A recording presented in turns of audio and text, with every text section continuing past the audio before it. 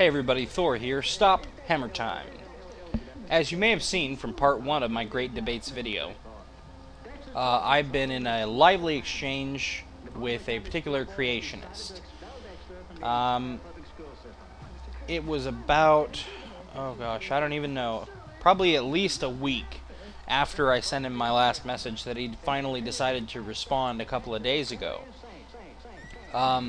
And I sent this response to him a couple of days ago, which I'm about to read from, and he did not respond to that yet. So I'm hoping after I make this video, he'll realize that once again he comes off as a giant retarded vagina for not responding, and he'll have something else to say. Now, the way I'm going to read this is I quoted every part of his message. There's not one part of his message that I left out, so I'm just going to read my response interleaved between the quotations of his message. Okay? So, we begin. His message starts, "If you wanted this argument to continue, you would have responded directly to my YouTube account instead of posting to some forum I have no knowledge of." He also says, "I should also say that calling your opponent names with the intend to offend him/her does not make your arguments any better." My response: "I did respond to you directly. You never replied. It was only 24 hours after my last response," and I actually believe it was 48, not 24. "But it was only 24 hours after my last response that I posted the forum post. I still have the message in my sent folder to prove it. I also am aware that calling people names doesn't make my arguments any better. However, calling an idiot isn't out of the question." He then says, "Here is some evidence for you," in response to my request for any evidence that he has. He says, "The Bible claims that the Earth is around 6,000 years old. Examination of fossil fuels like oil and natural gas present evidence in support that the Earth is young. Modern science tells us that oil formed some 50 to 250 million years ago. Oil is usually found 4 to 6 kilometers, according to Wikipedia, below the Earth's surface, under big pressure. Taking into account hydraulic conductivity of rocks, permeability, and pressure, one can conclude that it would take only about 20,000 years for the oil to reach the surface of the Earth. Some time ago, I took the liberty of making some calculation myself. I was very flexible in making those calculation, singular both times. Afterward, I doubled my answer, and I got 150,000 years, which is nowhere near 50 million. How do you explain that?" My response: "How do I explain that? Simple. You're not a scientist. Here's a tip for you. When you think you have irrefutable proof that all science has been turned on its head, and that everything we know about archaeology and the fossil records and geological findings has been disproven by your high school math, go ahead and submit it to a scientific journal. Give it a few months and you'll be the proud owner of a Nobel Prize. I'd also like to point out that 150,000 years is not the same thing as 6,000 years. You're off by a factor of 25. One more thing. Fossil fuels couldn't even have formed naturally in that amount of time. I think you need to rethink your arguments." Next, he says, "Prior to the mission to the moon, scientists were concerned, with an S, with the amount of cosmic dust that may have accumulated over a period of 4.5 billion years.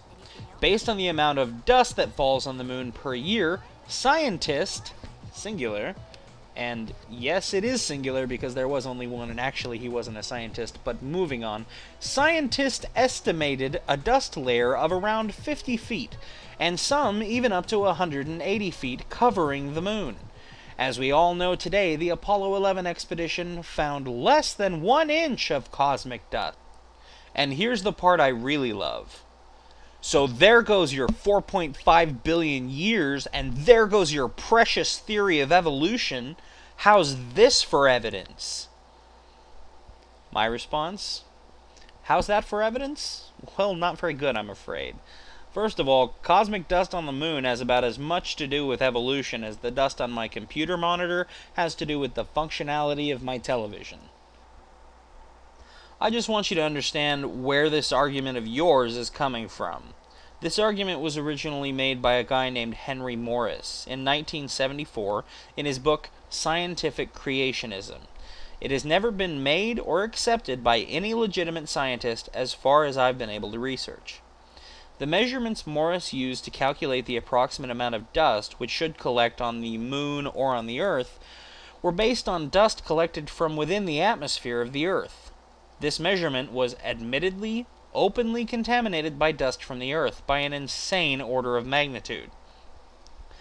More recent measurements, according to Wikipedia, more recent measurements of cosmic dust influx measured from satellites give an influx rate of about 1% as large, corresponding to a layer 66 centimeters thick at most over 4.5 billion years.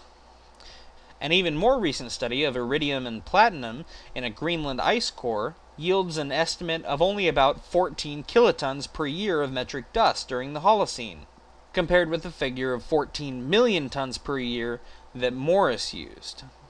I counted at least 4 different ways in which you were wrong with just that one argument. I don't even see the point in continuing, since you're obviously not going to learn anything. But of course I do anyway, because I don't do this for him. I do this for you. Yeah, you. Don't you feel special? Next he says, where is your evidence that the Bible is a copy? Because if you watched my last video, which I really should have recommended that you do before watching this video, if you haven't seen it, pause here, go watch the first video. I won't mind.